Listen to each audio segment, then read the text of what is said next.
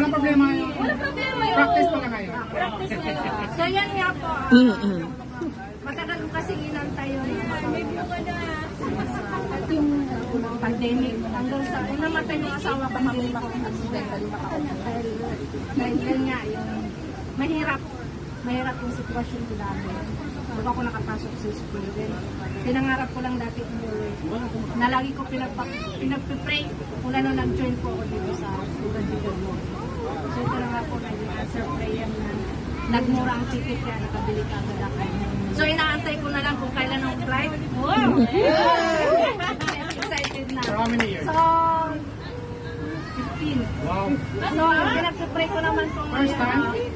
pinanagal sa pag-flight ko. 15 years ago mo Akala ko ako lang yung pinakamatagal, mas mabagal ko pala. So, financial naman ang Pagbalik niya sa church na po siya yes po. Sa pag-uwi ko po, church na po ako mag-commute para maayos ko po yung problema ko sa anak ko.